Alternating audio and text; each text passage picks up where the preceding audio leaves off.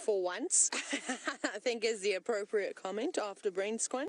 Now, this is young Xongile sitting up on a termite mound, and not far from when we last saw her as she moved from mound to mound. Now, my name is Taylor McCurdy, and on camera with me this afternoon is Brian and the Thumb. I don't even know who the Thumb is. Lifeguard. Lifeguard Thumb. I feel very safe today. Thank you very much. What level first aider is it? 3. Level 3 first. Wow, very, very impressive. Okay, that's very, very nice. That's also good to know. You've got to be safe out here. You never know what could happen when you're out on a live safari. Yes, I said a live safari if you've just tuned in. So hashtag Safari Live with any questions that you have, or send them through to questions@WildEarthTV, and we'll be, well, myself, Brent and James will be more than happy to answer your questions. But doesn't she look so upset? Now, I just want to very quickly have a chat to Herbie. Standing by. Oh.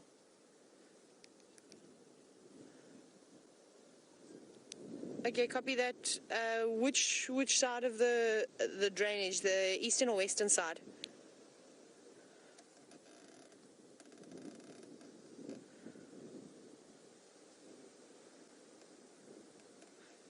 I'm just listening to Herbert again.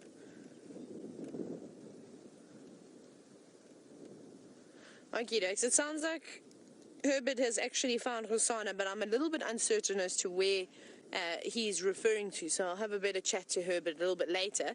We'll stick with Xongile for the moment, but like I said, she looks a little bit, of course, sad at the moment, and I think that's because of the bad weather that's about at the moment. And that's very typical of these big cats, is that normally they're not fond of the wind or the chilliness, and especially there's a bit of a chill in the air after all the hot weather we've had. A couple of drops to her. I think we know where she is. Maybe she's going to hang around. Maybe we'll quickly go and try and find Hosanna and have a look at him. But I know that there's a man waiting in the tent to say hello to all of you. We went to go and have a little scratch around for Hosanna, and we did find him. However, he's laying in a very tricky spot, unlike his sister, who is up on this termite mound. It is much easier to spot. He's down the drainage line. It's very, very difficult, unfortunately. Not even we can get a proper view of it. Yeah, so maybe he'll come out. Hopefully he'll come and join his sister out in the open. My goodness, that was too many ups in one sentence. But you can see they are very much relaxed at the moment. And we're going to see this more and more often with the two of them separating from each other. They no longer are relying on each other's company, but yes, it is fun for them when they join up. They'll occasionally play around with each other and, of course, feed on a carcass together. But they're slowly becoming more and more independent. And we've seen it for the last couple of weeks now, where Hosanna is often on his own, fishing, looking for things to feed on, and then you have Xongile, who's just waiting very patiently, and she goes from termite mound to termite mound, hoping and while waiting for Mom's return. But I suspect she'll have a bit more waiting to do, as there is no sign of Karula just yet, so she possibly hasn't made a kill yet after Jamie last saw her this morning. Or maybe she has made a kill and she's just sort of resting up, and hopefully once she catches her breath, she will come back and look for her two little darlings. But they're also being a bit naughty now. They're wandering quite far away.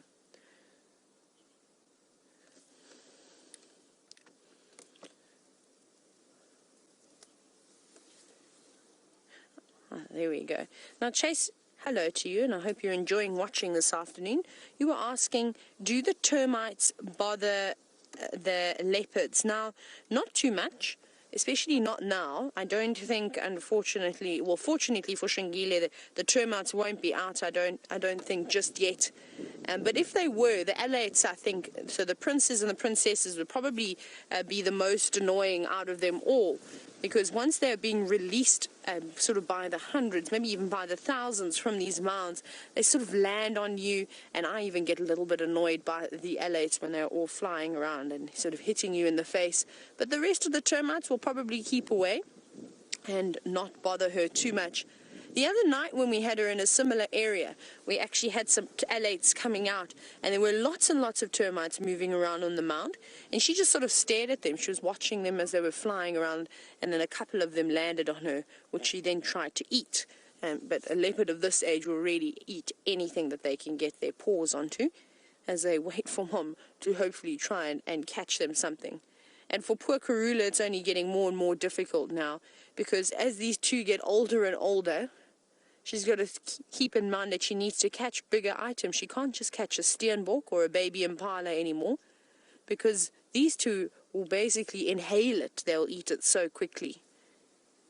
But now the rain is coming through, starting to drizzle here. And I don't think if it pours with rain, she's actually going to sit right on top of that termite mound. She's got shelter from the wind, but that won't keep her covered from the rain, so she might go and join her brother in the drainage line, who's actually got a very, very good spot to keep out of not just the wind, but the rain too. There's quite a few big overhanging trees, which sort of form quite a nice part of shelter. But look at her. At the moment, fast asleep. Just waiting this weather out. Now I wonder if we're going to get the big rains that the southern sector of the Sabi Sands has had today. I don't know if Brent or James mentioned it, but some of the southern properties quite close to the Kruger National Park near the Paul Kruger Gate have had over 200 mils of rain, which is a huge amount. A lot of the lodges are flooded, all the rivers, they're not just flowing, it's like you could do white water rafting on them. So it'd be quite exciting if we could have something like that up here, of course. It'd be incredible. I think we definitely see a couple of crocodiles on the property after massive rains like that. But here she sits. And sadly, we'll try and get a view of Hosana, but it was, like I said, it was exceptionally difficult. We might try and actually go through from the other side and we could get a better view. But I think we're going to have to leave Xongile in the next couple of minutes, just because I have heard the radio going quite a bit. I think Aubrey, thankfully, has taken over the sighting. And I know there were a couple of lads who are also out and about who want to come through and show their guests these beautiful cats.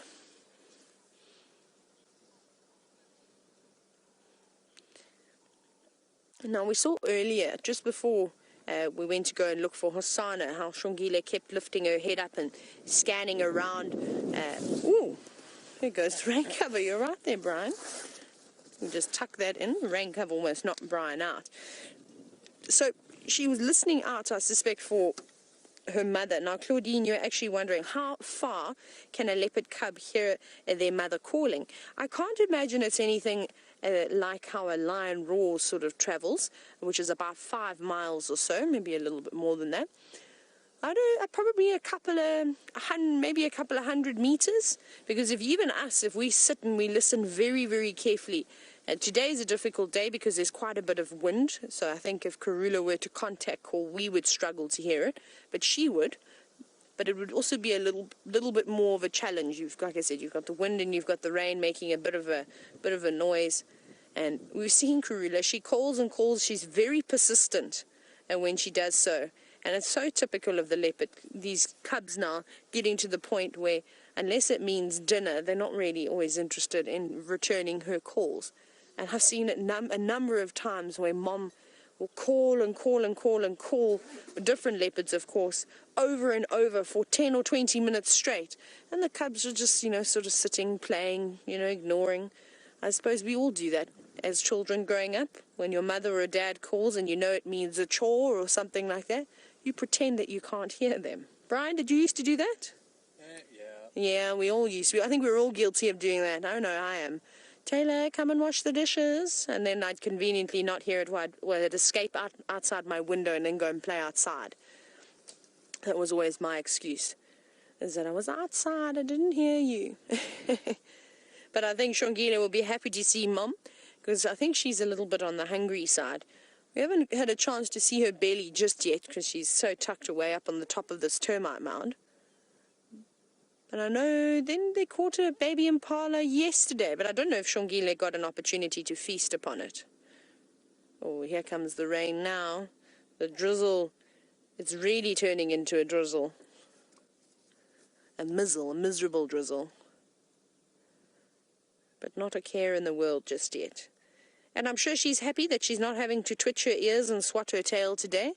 This cool weather, maybe except with Brent at those lions. I suspect there could still be a couple of flies buzzing around that buffalo carcass. But over here, the leopards are having a break from all the biting insects. So I'm sure that they're exceptionally happy about that. I know that's one of my things that I really enjoy about the cooler weather, is no biting flies to nip on my legs as we drive along through the bush.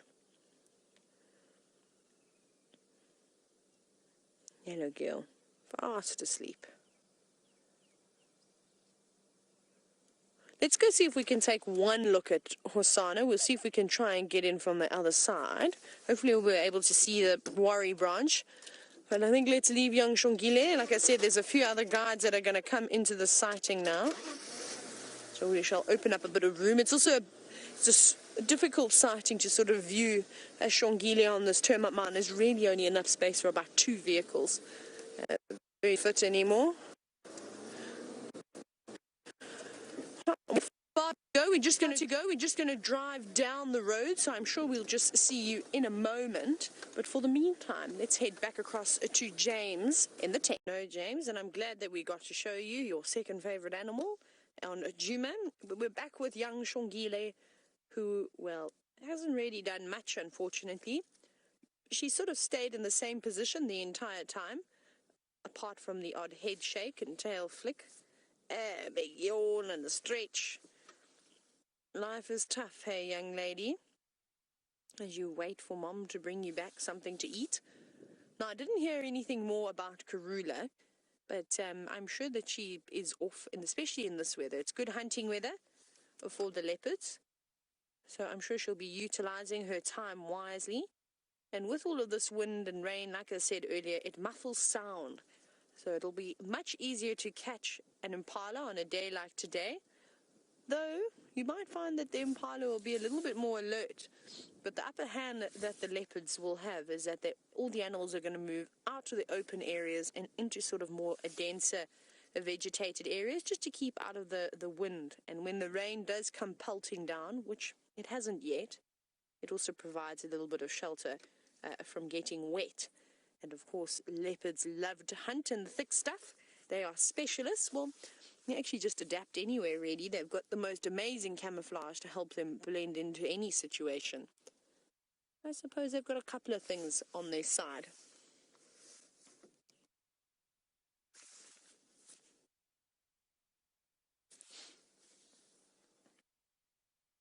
But even more than what she was when we first left her.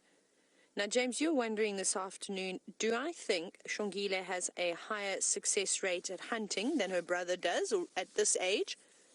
I haven't actually seen either of them catching anything.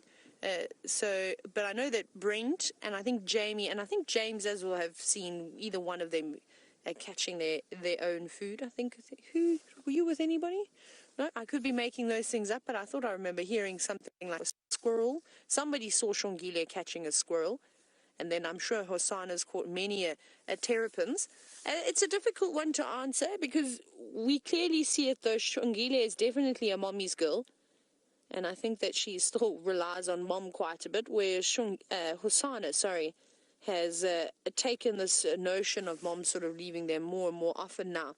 And when he gets hungry, he goes out and he looks for his own food. Whether he's more successful or Xongile is more successful, it's very difficult to say, of course, and we can only really speculate.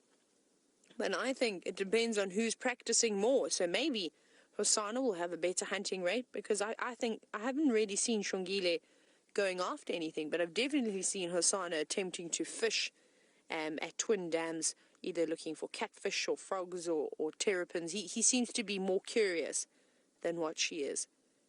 And I think that's just because he knows that he's got to go off on his own sooner than what Xongile does. Did you hear that? What? Do you know what that is? There's a weird sound. It sounds like branches breaking, as if there was an elephant or something in the bushes nearby. It could actually be Mike maybe reversing trying to get out of that drainage system. I saw Mike was around, and he was in the drainage where Hosanna is, but I can't imagine he really would have got a view, because we've got much smaller vehicles, and even we were struggling to get a view at all. We could just see his spots. So hopefully he'll give us an update when he comes around this way. Oh, but she's got a lovely coat, and it is so beautiful that she's unscathed. Now, see, you're actually wondering how far am I away from the leopard. I'm actually relatively close. Okay, I'm just looking in my monitor because I'm trying to see the distance. It actually looks a lot closer the way that you're looking at us, but I would say we are probably about, probably about 15 meters away or so. Well, I don't know if you're going to ask me the feet, and James is probably going to beat me with a ruler over my knuckles for not knowing the conversions yet. I'm terrible. I wasn't very good at maths at school. I'm just blaming on that, and the fact that I have a goldfish memory, and for some bizarre reason I cannot remember measurements. It's probably one of my pet hates about myself, that I can't, for some reason I can't remember it, and I need to write, which is actually somewhere here. But yes, we're relatively close, but she's not too bothered by us. You can see now she's listening to what's going on behind.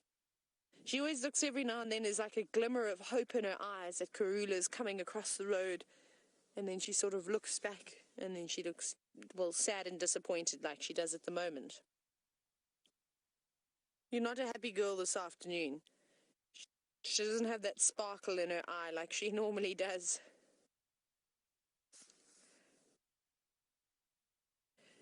Hello, Bobby. Bobby, you're a new viewer. Fantastic. We're so happy to have you watching us. Now, you're wondering how old is Xongile. Her and her brother are about 11 months old now, if I'm not mistaken. So they're not really cubs anymore. They're basically juveniles. They've grown so much since I've started working here that I don't even think the pictures I have from when I first started, they don't even resemble these two. They've almost doubled in size, if not tripled in size. Shame, girl. Where's Mum? She's direction, though, so she's basically looking straight west, and that's where Karula had crossed. Not too far away from us, probably less than half a mile from where we are, sort of straight west, so the direction that she's looking. And we're not far from the boundary either, so it could be possible that Karula just popped into Little Gari and then did a walk and is now going to come back. So we'll keep an eye out. And I think if anybody's going to hear Karula coming, it's most likely going to be Xongile. She'll either spot her, and I'm sure she'll be very, very excited when she hears or sees her mother.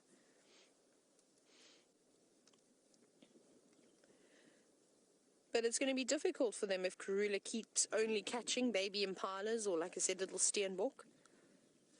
She's going to have to kill something almost every single day then, just to keep them going. So hopefully she'll be able to take down something a little bit bigger. Maybe a impala ewe, or even better, if she can take an impala ram, that would keep them feasting for a couple of days.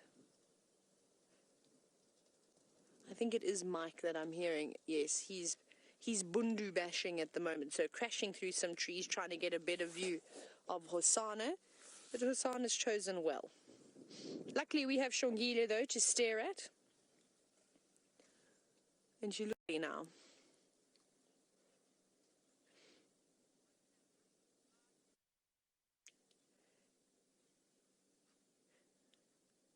Oh, wow, we've got a very special young viewer watching, and his name is Ian, and he's 10 years old from Canada. Hello, Ian. Ian, you're wanting to know what is Karula's biggest kill that she's ever made? That's a very good question. I'm sure she's caught many male impala. I'm sure she's caught a couple of female inyala, and they're male impala and a female inyala, probably almost the same size. There's not too much size difference, but I don't think that she could really take down anything larger than that. I don't know. What's the biggest prey you've seen her on, Brian? Impalas, really, yeah, and inyala. She seems to enjoy that, and the smaller antelope, steenbok and common day, because she enjoys quite a bit too, she's not a particularly large leopard, Ian, so she isn't really capable of, or she could be, she's capable of catching something a little bit larger, but the problem comes in is if she needs to take her kill up a tree, she's just not strong enough. Oh, big yawn. Look at the claws coming out now. So that's the problem, Ian, is that she just doesn't have enough power to take a... I don't even think she'd really be able to hoist a big male impala. I think even that would be a bit of a challenge for her. She might only be able to get it up on some of the smaller branches. So I think that that will factor in what prey she goes for. Now, there's a little a leopard, also quite a small leopard, probably a bit smaller than Karula, that I'm familiar with from down in the southern sector of the Sabi Sand, and her name was Little Bush. And she was notorious for taking down the biggest and the most fit impala rams. But she could never hoist them, so she'd try and hide them underneath small shrubs and things to keep them out of view. But 9 times out of 10, when she did that, the hyenas would pick up on her and spoil her plan, really, and then come and steal it from her. So she'd normally only feed on it for a little bit. There you go. I'm just also looking back behind to see what Xongile has spotted. Let me just turn the radio on quickly. I'm just having a very quick listen. The radio started chattering, so I wondered if maybe someone had spotted Karula. And Mike, confirm, do you have visual of Hosana?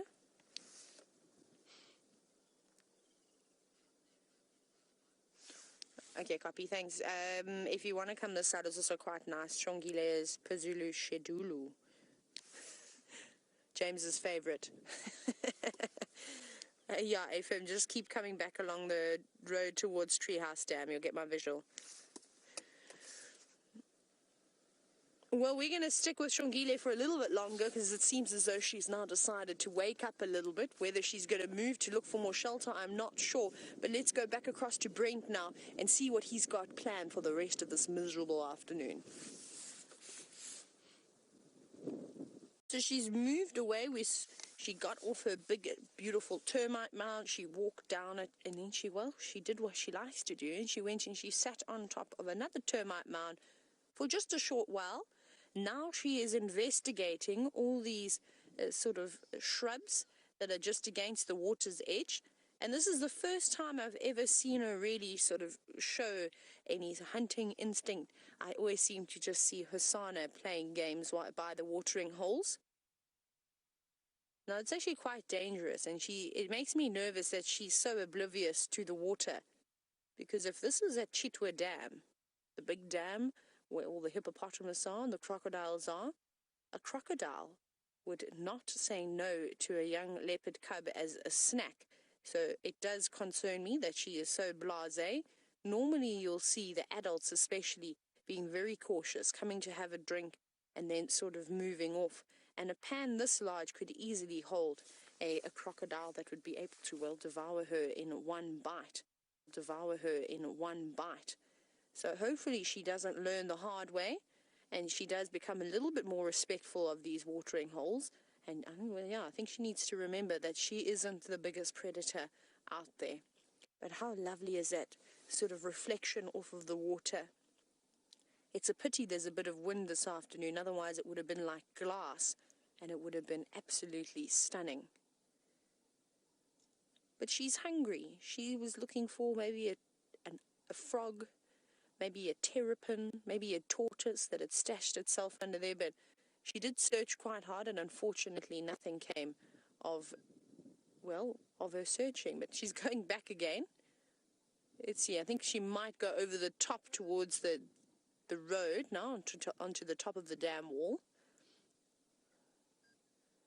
Let's see. Yes, she's going up there. And she also hasn't really learned to use animal pathways yet. So that's something I've noticed, is that these young cubs are obviously quite experienced in life in general. They don't know anything. They know a couple of things. But she also chooses the most difficult routes. She's having to do a bit of a leap to get up to the top. Did you see how cautiously, though, she approached? Now, that's something that we actually do as well when we're out here in the bush and we're walking. If you approach something like that, where you are walking from lower ground to higher ground. You go very, very slowly, and you sort of peek over the top to make sure that there's not a sleeping buffalo on the other side. And she sort of did just that. But I think she was maybe doing it for other reasons. Maybe she thought that she was going to spot a little critter that she could try and catch. Isn't that lovely, though? What a lovely view. She's looking straight over the drainage line where her brother is. Now, speaking of crocodiles inhabiting these small pans, our beard, you were wondering if she could tear up a crocodile with her claws. Now, it depends on how big the crocodile would be. If it was a youngster, and probably only the length of a ruler, then she should be all right. She'd probably try and catch something like that and feed on it. However, if it was anything really larger than a couple of feet, she'd be in a bit of trouble, because the crocodiles have got exceptionally hard skin. It's very, very tough and very durable, and I don't know if her claws would do too much damage. But she still looks very sad and very grumpy. Come on, girl, wake up. Get a bit of spirit back again. You might be able to hear a bird shouting in the distance. It's just flown away. But just for interest's sake, that was a Levalence cuckoo, calling like that in the knobthorn tree. And that's why she turned around as well. It caught her attention, but not for too long. And I think it's difficult for these leopard cubs at this age to try and focus on one thing. I think they must feel how I feel some days, with their personalities, and sort of can't focus on one thing at a time, and everything sort of grabs their attention. But she doesn't know what she wants to do with herself. I don't know if she knows where her brother is. Back down again. You see, she goes and she walks over all the trees. She doesn't really choose the nicest pathways to walk on, and most of these trees are actually covered in thorns too, so she better watch out, or she might get a little thorn in her foot, and that won't be very pleasant. Oh, what a beautiful girl. Now, we aren't going to sit here for too much longer, because I know Rex, and he hasn't seen the leopards yet this afternoon. So once he gets a little bit closer, I think we've got a couple of minutes left, we'll let him come into the sighting, and we'll swap places with him, just because we've already been here before and we had a look at them.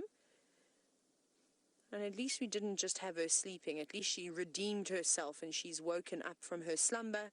Well, she's actually putting on a wonderful show for us now. Yeah, that's a nicer route to come down. Right here, I think we're going to say goodbye to Xongile now very quickly. We're going to go back across to Brent, who's got some antelope that are running around.